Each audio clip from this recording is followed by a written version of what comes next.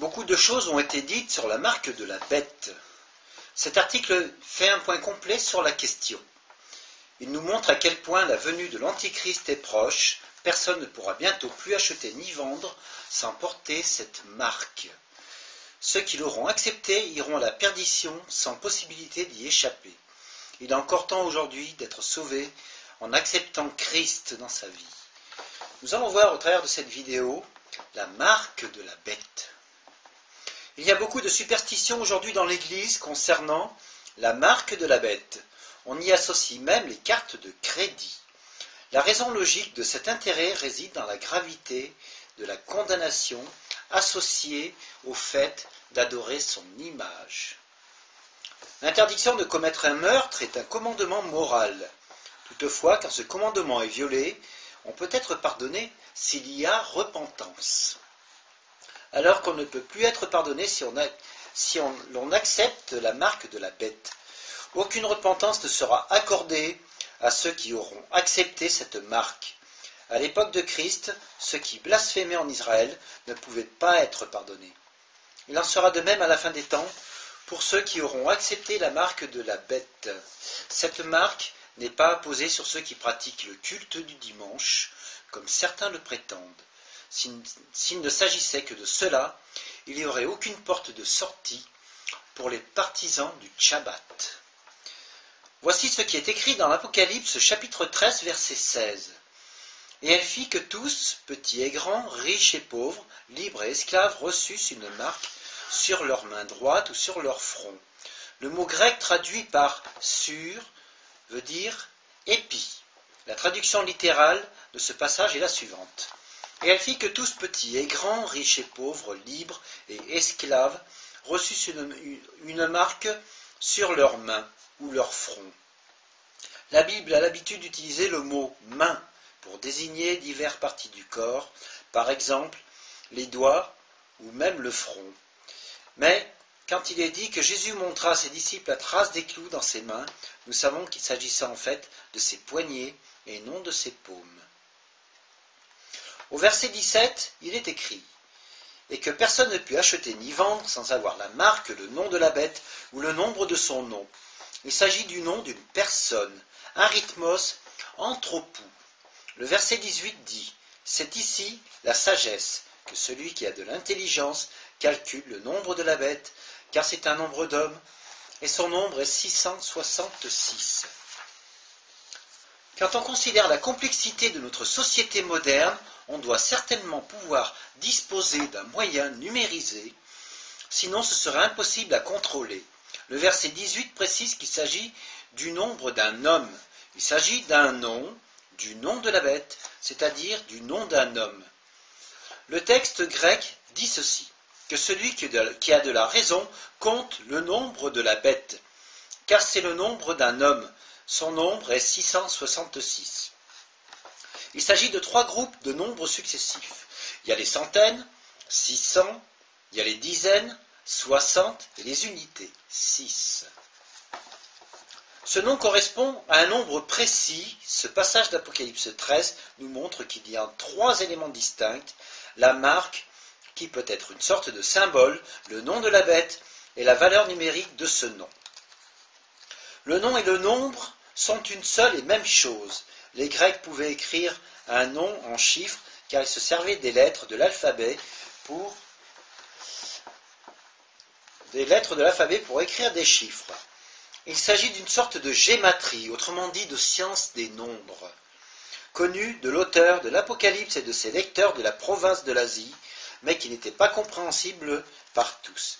En d'autres termes, il fallait soit être juif, soit connaître l'alphabet hébreu et le système numérique. Mais l'hébreu attribue toujours une valeur numérique aux lettres de son alphabet, et aujourd'hui cela se fait encore. Dès à présent, nous pouvons savoir avec précision qui n'est pas l'Antichrist, et nous ne pouvons pas le savoir tant qu'il n'est pas manifesté. Il y a eu dans le passé un grand nombre de spéculations dont nous ne devrions pas trop nous soucier, sinon pour nous amuser. Je m'attends à ce que quelqu'un associe ce nombre au bug de l'an 2000. Vous pouvez être certain que ceux qui décodent des prophéties vont y parvenir. Les codes barres internationaux, par exemple, comprennent en général 2 groupes de 6 chiffres séparés par 3 barres verticales doubles, une barre double au début, une au milieu et une à la fin. Ces barres verticales doubles sont souvent plus longues que les autres barres. Quoi qu'il en soit, elles représentent le code barre correspondant au chiffre 6, ce qui donne un 6 au début, un 6 au milieu et un 6 à la fin des codes barres. Ces codes barres ont donc déjà intégré le nombre 666. Il se peut que cela ait une signification importante à l'avenir, puisque personne ne pourra ni acheter ni vendre sans ce nombre. En fait, nous sommes déjà dedans. La plupart des codes barres que l'on trouve sur les produits du marché comportent déjà 2 séries de 6 chiffres. Il ne manque plus que la 3e série. Le quartier général de l'Union européenne, tenez-vous bien, se trouve à Bruxelles, en Belgique. Il dispose d'un énorme système informatique appelé la BEST, The BEST en anglais. Il s'agit simplement du sigle B-E-A-S-T qui donne naissance au mot BEST, la BEST, correspondant à Belgian, électronique, acoustique, surveillance terminale. Autrement dit, en français, cela signifie terminal électronique belge de comptabilité et de surveillance. Le problème essentiel à l'avenir reste celui de l'adoration d'une créature au lieu de l'adoration de Dieu. Les gens devront accorder toute leur dévotion à un homme dont le ministère sera bien plus grand que celui de tous les autres faux Christ. Ceux-là ont eu un ministère marqué par des signes et des miracles mensongers. Le ministère de cet homme sera bien plus grand, de sorte que les gens permettront qu'on inscrive sur leur corps soit le nom de cet homme, soit le nombre de son nom. Ce sera le symbole de leur allégeance à la bête. Car la marque de la bête, ce sera exactement cela. Un badge permettant de reconnaître les partisans de l'Antichrist, une marque placée sur leur front, ou leur main droite.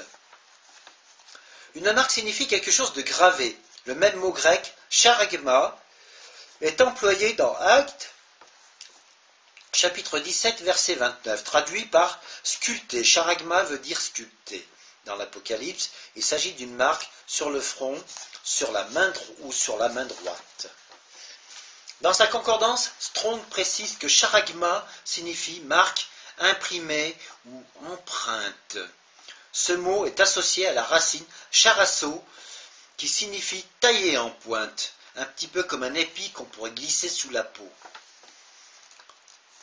Il peut aussi signifier pieux, c'est-à-dire tav, T-A-V, la lettre T en hébreu, ou marque, comme dans Ézéchiel chapitre 9 versets 4 et 6. Car Ézéchiel reçoit la vision de la destruction des impies.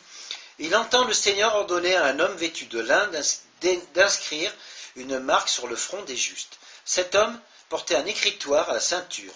Dieu lui ordonne d'inscrire une marque sur le front de ceux que Dieu voulait épargner et protéger par sa grâce.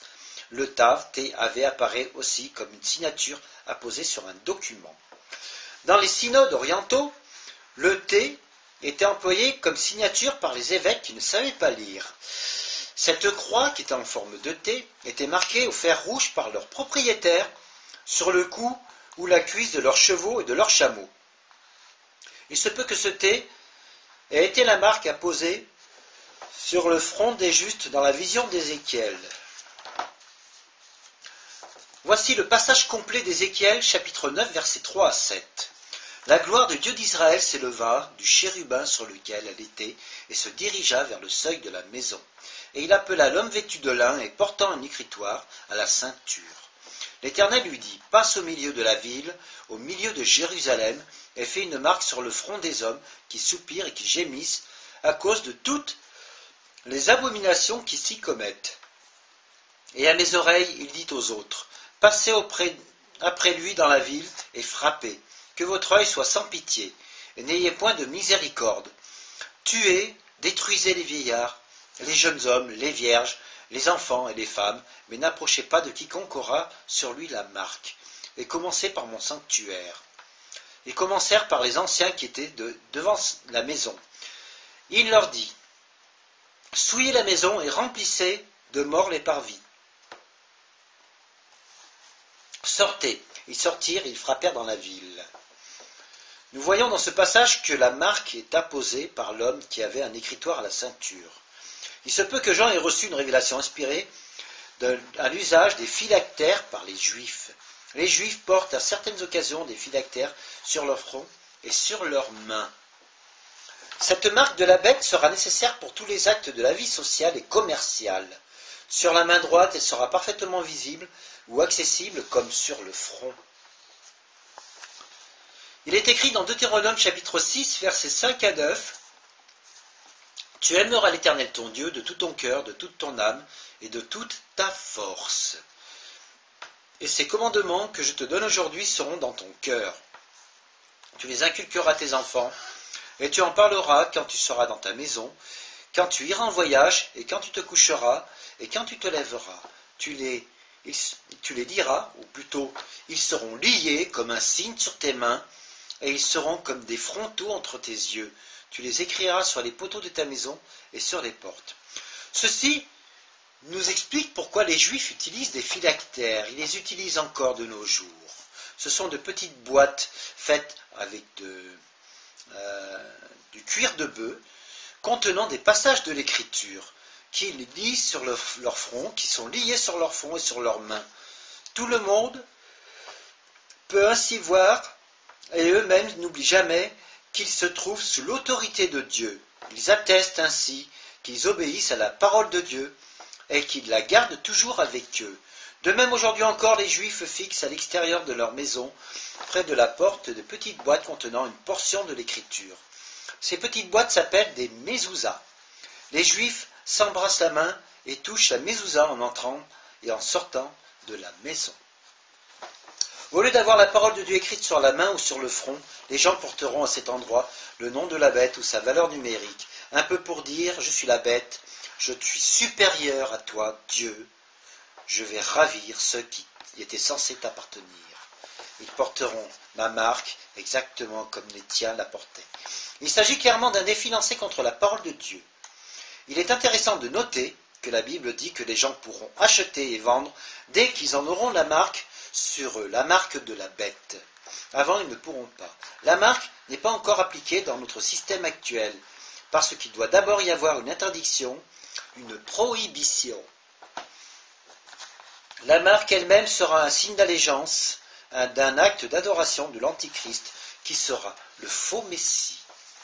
On ne peut négliger de remarquer la similitude avec le fait de porter des phylactères dans l'Ancien Testament, ou avec l'écritoire de la vision d'Ézéchiel. La marque permettra de constater que celui qui la porte aura accepté de se placer sous l'autorité de l'Antichrist et qu'il aura embrassé sa cause. Pardon. Nous savons que les anciens Égyptiens se marquaient déjà le corps avec des tatouages. Ils se faisaient aussi des incisions sur la peau, un peu comme les jeunes d'aujourd'hui le font avec les piercings, ce qui est un rite païen. La Torah interdit de telles pratiques. Le Seigneur l'a commandé à Moïse dans sa loi. Vous ne couperez point en rond les coins de votre chevelure.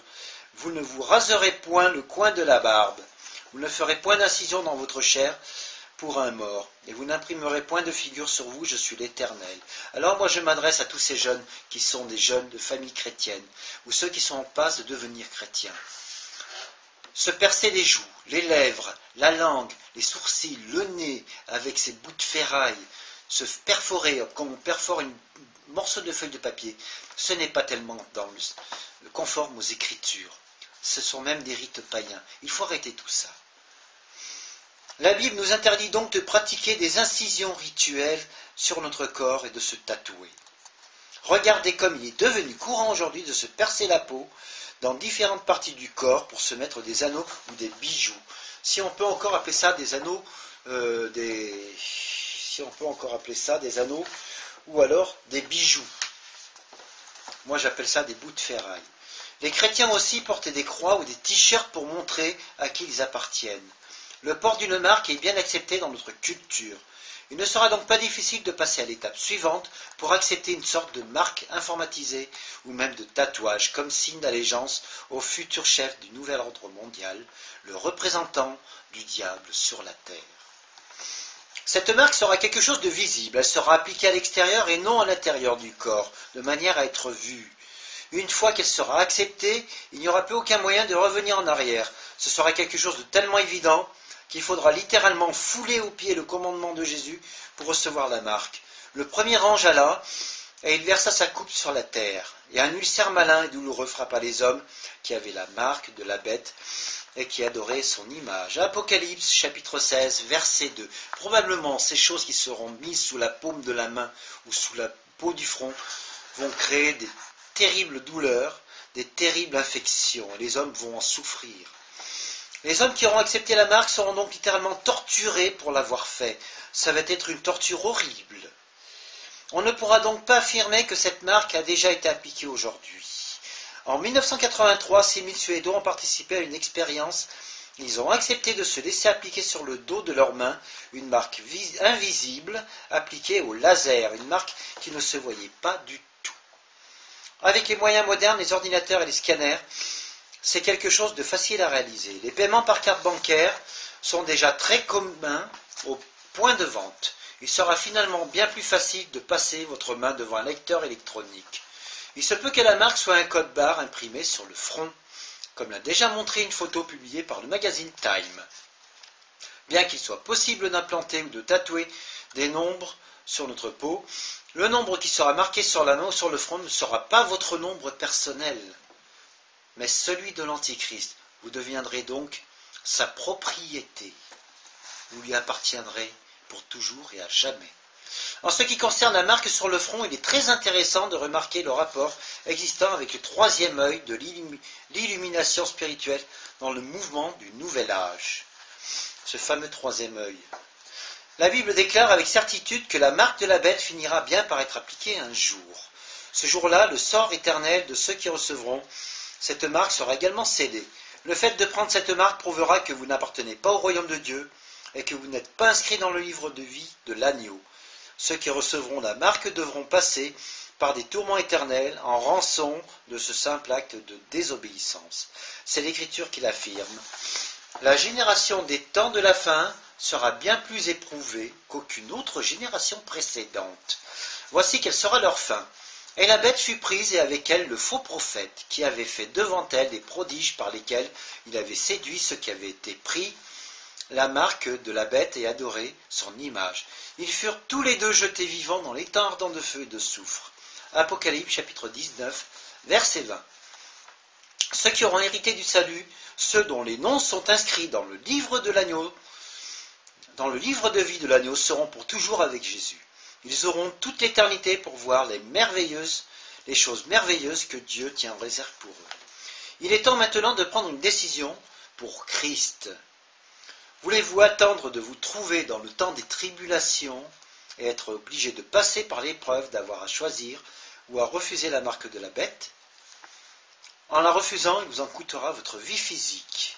En l'acceptant, il vous en coûtera votre vie éternelle. La Bible dit que c'est aujourd'hui le jour du salut. Le diable veut toujours nous faire remettre une décision à demain afin de gagner du temps. Le temps ne travaille pas pour nous, mais il s'écoule rapidement et inexorablement vers l'inéluctable issue future. Il est écrit dans Jérémie chapitre 12 verset 5, « Si tu cours avec des piétons et qu'ils te fatiguent, comment pourras-tu lutter avec des chevaux? Et si tu te crois en sécurité dans une contrée paisible, que feras-tu sur les rives orgueilleuses du Jourdain? » Si vous ne comprenez pas que vous avez besoin d'être sauvé du péché et de vous décider d'aujourd'hui de suivre Christ, comment pouvez-vous prendre cette décision lorsque le monde entier ira dans une direction totalement opposée? Si vous devez traverser la tribulation, vous devez la payer de votre vie. Aujourd'hui, si vous le voulez bien, peut très bien devenir le jour de votre salut.